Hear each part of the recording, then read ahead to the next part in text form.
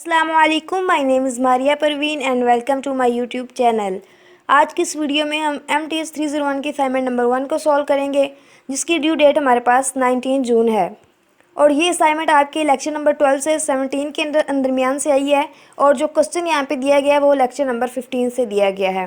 इसके अलावा यहाँ पे उन्होंने कुछ इंस्ट्रक्शंस दिए हैं कि आपने असाइनमेंट जो है ये ड्यू डेट से पहले सबमिट करवानी है और MS वर्ड फॉर्मेट में होनी चाहिए। तो चलिए टाइम वेस्ट किए बिना क्वेश्चन की तरफ चलते हैं। क्वेश्चन में उन्होंने हमें एक फंक्शन दिया है और कहा है कि हमने फाइंड करना है इसमें ये फंक्शन रिलेटिव मिनिमम है, मैक्सिमम है या सैडल पॉइंट पे है। तो इसका सोल्यूशन में क्या है, सबसे पहले हमने क्या करना है, इसका डेरिवेटिव फाइंड करना है। With respect to x find कर लेते हैं।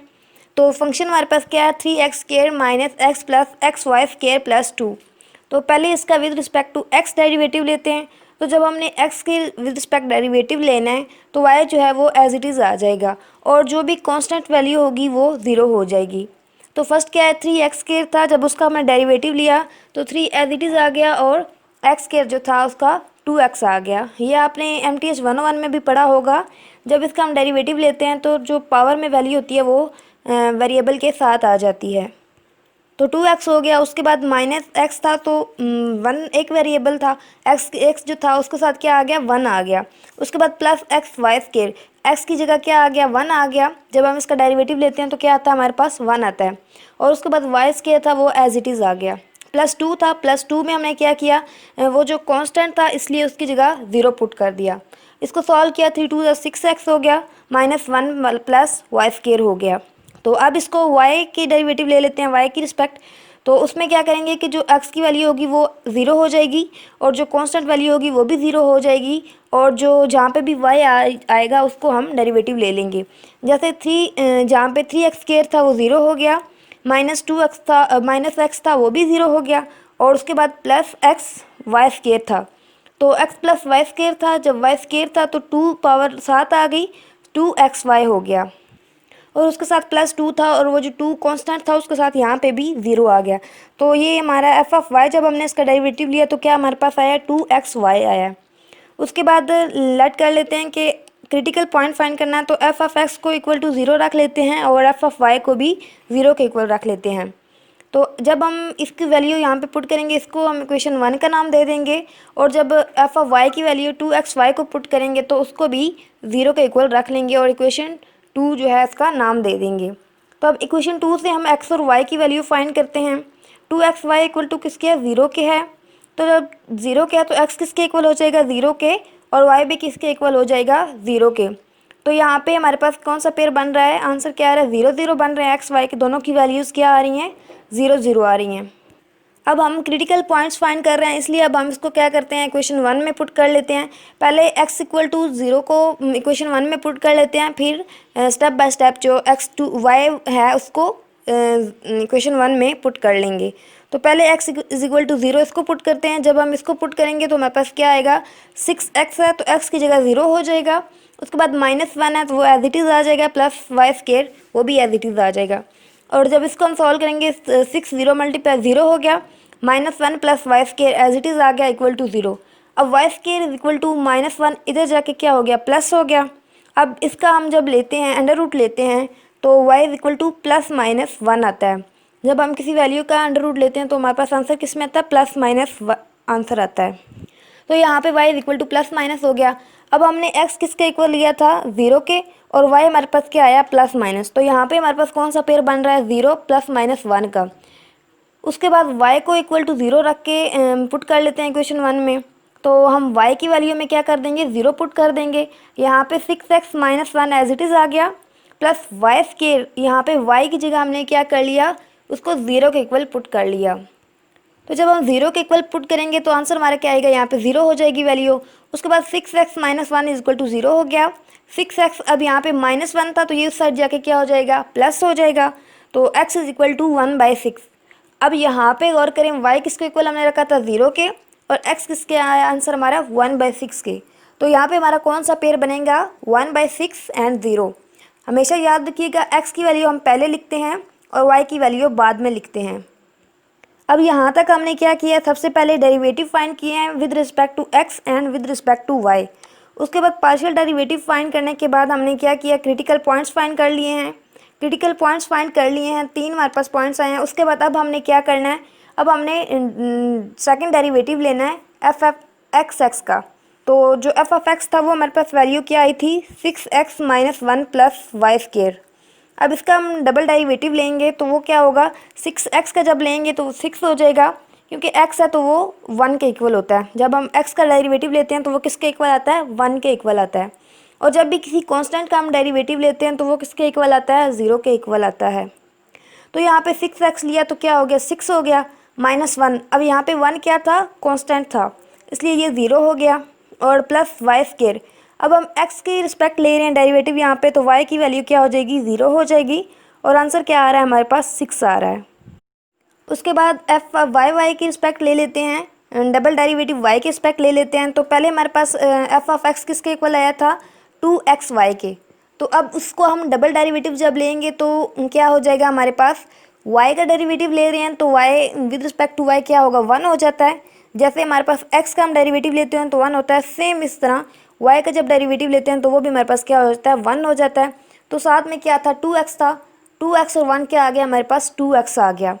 तो सेकंड डेरिवेटिव ले लिया हमने y का भी। उसके बाद थर्ड हमारी चीज़ रह गई है, वो क्या है, हमने डेरिवेटिव लेना है x y दोनों का।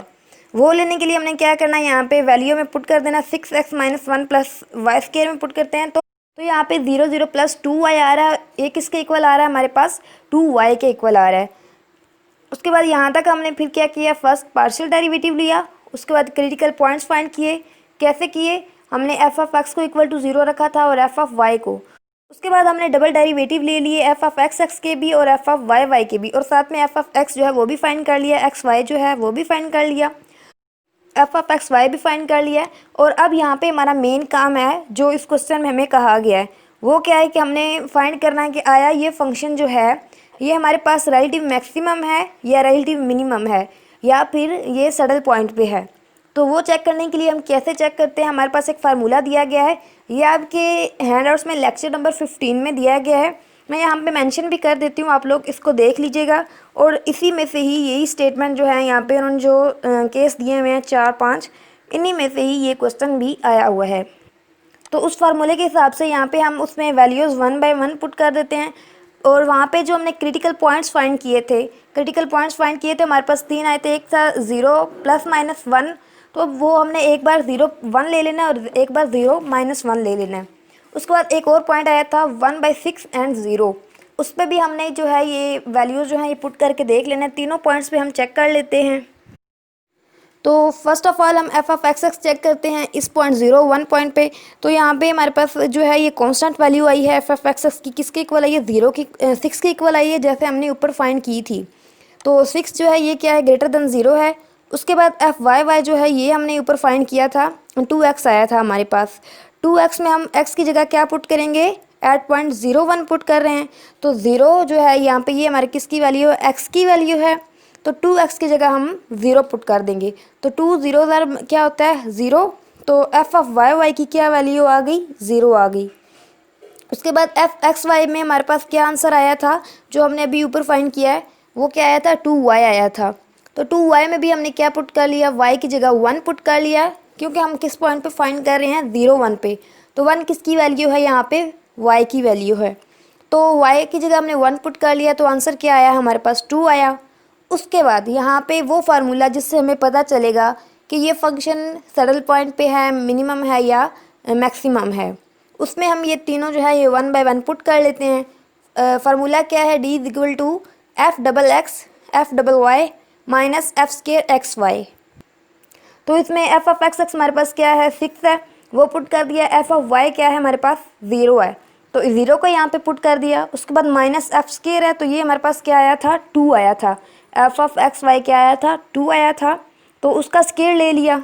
6 0 क्या हो गया हमारे पास, 0 हो गया, क्योंकि हम जब भी 0 के साथ किसी चीज़ को मल्टीप्लाई करते हैं तो वो आंसर हमारे पास क्या आता है, 0 में आता है। तो ये 0 हो गया, -2 2 4 हो गया, तो -4 आ गया यहाँ पे हमारे पास। अब -4 क्या है, ये लेस देन है 0 से। तो जहाँ पे भी हमारा फंक्शन जो है लेस देन 0 होगा, वहाँ पे हमारे पास आंसर क्या आएगा, सैडल पॉइंट आएगा। उस पॉइंट पे हमारा जो फंक्शन है वो क्या होगा, सैडल पॉइंट पे होगा। तो यहाँ पे हमने 0 1 पे फाइंड किया है, तो हम यहाँ पे क्या लिखेंगे कि f has saddle point at 0 1 because D is less than 0। यहाँ पे -4 है ना, इसलिए यहाँ पे ये क्या है, सैडल पॉइंट पे है। तो उसके बाद दूसरा पॉइंट हमारे पास क्या आया था, 0 + -1 था, तो हमने 1 पे फाइंड कर लिया। अब -1 पे फाइंड करते हैं, तो 0 -1 पॉइंट पे फाइंड करते हैं। इसमें हमने क्या करना है, वही जो हमने f of x x find किया था, f of y y find किया था और f of x y find किया था। उसमें हमने क्या करना है, यहाँ पे ये पॉइंट जो 0 1 एक्स वाई हमें वैल्यूज़ हैं, एक्स की जगह 0 है और वाई की जगह -1 है, इन पॉइंट्स पे हम ये फाइंड कर लेते हैं। तो एफ ऑफ एक्स किसके इक्वल आया था, 6 के इक्वल आया था। तो 6 जो है यहाँ पे कांस्टेंट है, ये एज इट इज़ आ जाएगा और ये क्या है हमारे पास ग्रेटर देन 0 है। उसके बाद एफ ऑफ वाई वाई है, ये हमने ऊपर क्या फाइंड किया था, ये 2x आया था। तो 2x किसके इक्वल आएगा, x की जगह 0 पुट किया तो 0 हो गया। उसके बाद f of x y find कर लेते हैं। यहाँ पे हमारे पास ये किसके इक्वल आया था, 2y के इक्वल आया था जो हमने ऊपर फाइंड किया है। तो y की जगह -1 पुट करते हैं तो आंसर क्या आएगा, -2 आएगा। उसके बाद उसी फार्मूले में हम ये तीनों वैल्यूज़ भी पुट कर लेते हैं। एफ ऑफ एक्स की जगह हमने क्या की, डबल एक्स की जगह 6 पुट कर ली, एफ ऑफ डबल वाई की जगह 0 पुट कर ली, minus f of x y square की जगह क्या पुट की, -2 पुट कर ली। तो 6 0 जो है ये हमारे पास क्या होगा, 0 हो गया। -2 का स्क्वायर लें तो 4 आता है, माइनस बाहर लाया तो इसलिए ये क्या आएगा हमारे पास, -4 आएगा। ये भी क्या है, लेस देन 0 है, इसलिए जो ये फंक्शन है हमारे पास क्या होगा, सैडल पॉइंट पे होगा। यहाँ पे हम लोग क्या लिखेंगे कि एफ है saddle point at 0 -1 because D is smaller than 0। क्योंकि डी जो है वो स्मॉलर देन 0 है, इसलिए वो पॉइंट पे जो है, इस पॉइंट पे फंक्शन जो है वो सैडल पॉइंट हो जाता है। तो उसके बाद लास्ट हमारे पास पॉइंट है, उसमें हमारे पास क्या आया था कि -1 एंड 0 आया था। तो उस पॉइंट पे भी हम फाइंड कर लेते हैं। एफ ऑफ एक्स एक्स क्या है, 6 हमारे पास एज इट इज़ आ जाएगा। उसके बाद f of y Y 2x की जगह हमने x की जगह 1/6 पुट किया, तो ये क्या हमारे पास आया, 2/6 आया। तो 2/6 आया तो 2 3 6 होता है, आंसर क्या आया, 1/3। उसके बाद एफ ऑफ एक्स वाई आया, ये हमारे पास किसके इक्वल है, 2y के इक्वल, y की जगह 0 पुट किया तो आंसर क्या आया, 0 आया। उसके बाद सेम उसी फार्मूले में हमने अगेन जो है ये तीनों वैल्यूज़ भी पुट कर दी। एफ ऑफ एक्स एक्स की जगह क्या किया, 6। उसके बाद एफ ऑफ वाई वाई की जगह 1/3 पुट किया। उसके बाद एफ ऑफ एक्स वाई की जगह क्या किया है, 0 का स्क्वायर। तो जब हमने 6 एंड 1/3 को मल्टीप्लाई किया तो ये हमारे पास क्या आ गया, 6/3 हो गया। तो 3 2 6 होता है, तो आंसर क्या आएगा, 2 आएगा। और ये क्या है, ये हमारा ग्रेटर देन 0 है।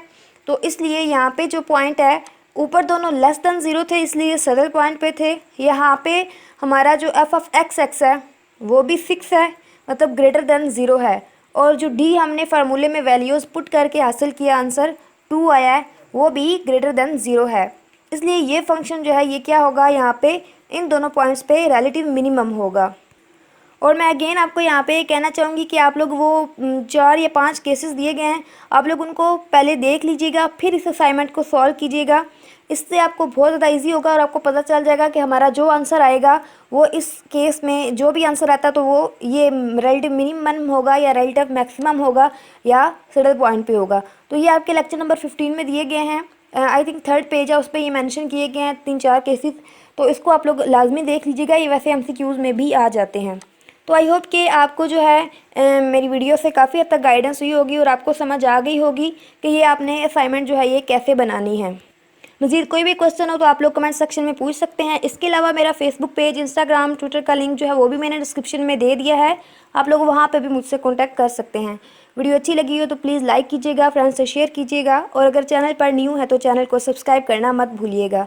Thank you so much for watching my video. अल्लाह हाफिज़।